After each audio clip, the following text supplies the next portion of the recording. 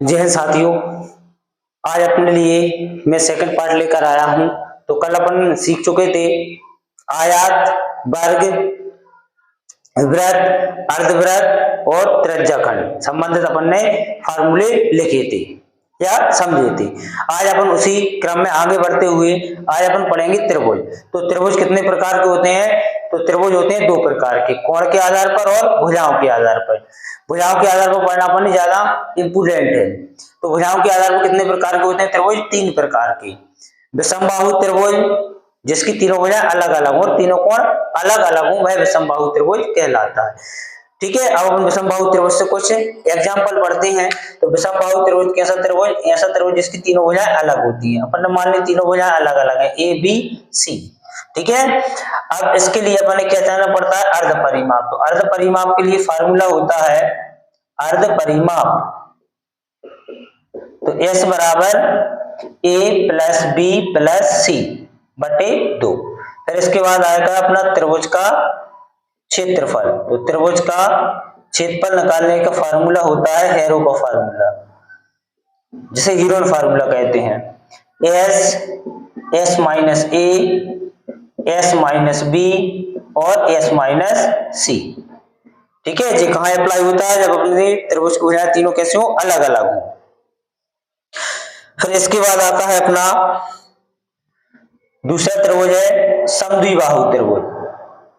जी विषमबाहु त्रिभुज के लिए है विषमबाहु त्रिभुज। इसके बाद आता है अपना अगला समद्विबाहु त्रिभुज। तो ऐसा त्रिभुज जिसकी दो भुजाएं बराबर होती हैं तथा दो कोण बराबर होते हैं समद्विबाहु त्रिभुज कहलाता है। तो यहाँ पे मान लेंगे इसकी दोनों भुजाएं कौन सी हैं? जो त्रिभुज है इसकी दोनों भुजाएं जी बराबर हैं, ए है और जी बी है। ठीक है, तो इसके लिए फार्मूला हेरो के फार्मूले से निकाल सकते हैं। क्या होगा इसका? अर्ध परिमाप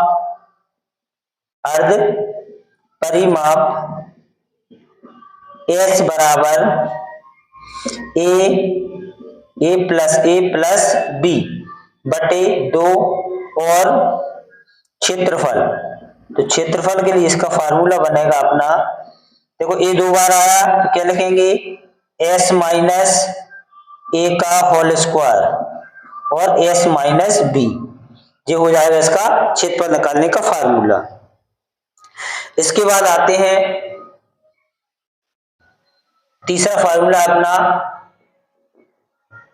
तीसरा त्रिभुज है समबाहु त्रिभुज। समबाहु त्रिभुज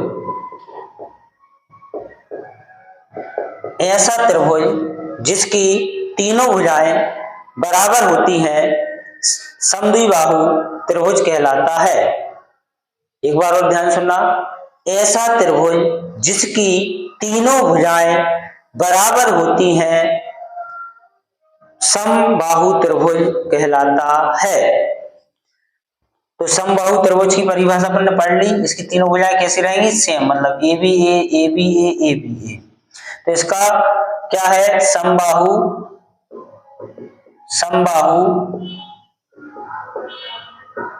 त्रिभुज का क्षेत्रफल। तो क्या होगा समबाहु त्रिभुज का क्षेत्रफल? करनी 3/4 भुजा मतलब ए स्क्वायर। इसका परिमाप क्या हो जाएगा समबाहु त्रिभुज का? तो इसका परिमाप हो जाएगा 3a। इसकी ऊंचाई, कभी कभी ऊंचाई पूछते हैं, तो ऊंचाई बराबर हो जाएगा इसका ऊंचाई h बराबर करनी 3/2a। ठीक है, ये ऊंचाई निकाल सकते हैं इससे। अब इसकी इसी क्रम में अपन आगे बढ़ते हैं। चौथा है अपना समकोण त्रिभुज। तो समकोण त्रिभुज जो कोण के आधार पर है, ऐसा त्रिभुज जिसका एक कोण 90 डिग्री का होता है वह त्रिभुज समकोण त्रिभुज कहलाता है। तो इसका जो आधार कहलाएगा और इसे कह सकते हैं शीर्ष लंब। तो इसका क्षेत्रफल क्या होता है समकोण त्रिभुज का? समकोण त्रिभुज, तो यहां से हो जाएगा इसका समकोण त्रिभुज का क्षेत्रफल। तो इसका हो जाएगा 1/2 आधार गुणित शीर्ष लंब, शीर्ष लंब। ठीक है, ये हो जाएगा अपना समकोण त्रिभुज का क्षेत्रफल। ठीक है, इसी के बाद अपन आगे बढ़ते हैं तो आता है अपना क्वाड्रिलेटरल मतलब चतुर्भुज। तो चतुर्भुज में पढ़ेंगे सबसे पहले इतना आप लोग इसको नोट कर सकते हैं।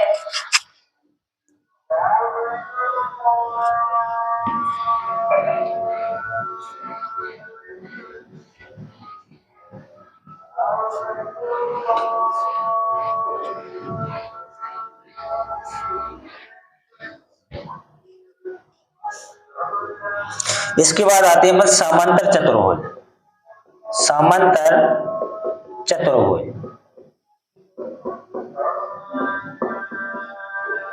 तो समांतर चतुर्भुज क्या होता है? ऐसा चतुर्भुज जिसकी आमने सामने की भुजाएं कैसी होती हैं? बराबर होती हैं। ठीक है, ऐसा चतुर्भुज जिसकी आमने सामने की भुजाएं बराबर होती हैं, लेकिन प्रत्येक कोण 90 डिग्री का नहीं होता है। सम्मुख कोण बराबर होते हैं और आसन कोण का योग 180 डिग्री होता है। आसन कोण कौन से कहलाते हैं? ये वाले, इसका और इसका योग कितना होता है? 180 डिग्री। ठीक है, तो यहाँ पर भी इसका क्या आएगा? समांतर चतुर्भुज का क्षेत्रफल, समांतर चतुर्भुज का क्षेत्रफल। तो समांतर चतुर्भुज के क्षेत्रफल क्या होता है? जो होता है L इंटू बी, मतलब आधार इंटू ऊंचाई भी कह सकते हैं, या आधार इंटू चौड़ाई, या लंबाई गुणित चौड़ाई। इसके बाद आता है अपना समलंब चतुर्भुज या समचतुर्भुज। पहले पढ़ेंगे अपन समचतुर्भुज, समचतुर्भुज। तो समचतुर्भुज इसका क्षेत्रफल होता है ऐसा चतुर्भुज जिसकी चारों भुजाएं बराबर हो लेकिन इसके कोण बराबर नहीं होते हैं। तो क्या होगा? इसका क्षेत्रफल 1/2 पहला विकर्ण इंटू दूसरा विकर्ण, या D1 इंटू D2। ठीक है, भुजाएं निकालने के लिए इसका फार्मूला, जैसे अपन ने एक का मान निकालना है तो कैसे निकालेंगे? 1/2 और D1 का स्क्वायर प्लस D2 का स्क्वायर। इससे अपन इसकी भुजाएं निकाल सकते हैं, समचतुर्भुज की जो भुजाएं को अपन निकाल सकते हैं इससे। ठीक है, यदि विकर्ण निकालना है तो अपन कैसे निकाल सकते हैं? D2, तो इसका उल्टा 2 गुणित A square minus D1 upon 2 का होल स्क्वायर। एक विकर्ण दिया है, दूसरा विकर्ण निकालना है तो इस तरीके से इस फार्मूले से अपन निकाल सकते हैं। D1 और D2 क्या है जी? इसके विकर्ण है। ठीक है, और इसके बाद आता है अपना लास्ट समलंब चतुर्भुज, समलंब चतुर्भुज, समलंब चतुर्भुज। तो समलंब चतुर्भुज होता है अपना इस तरीके से होता है।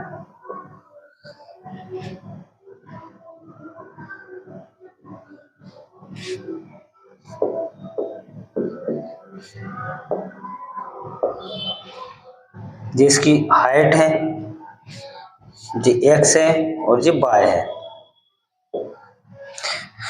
तो इसका क्षेत्रफल हो जाएगा, समलंब चतुर्भुज के क्षेत्रफल 1/2 समांतर भुजाओं का योग गुणित ऊंचाई।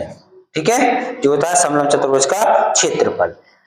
अब इसको आप लोग इनको नोट कर लें और अगली नेक्स्ट क्लास में अपन इसके सवालों को सॉल्व करेंगे।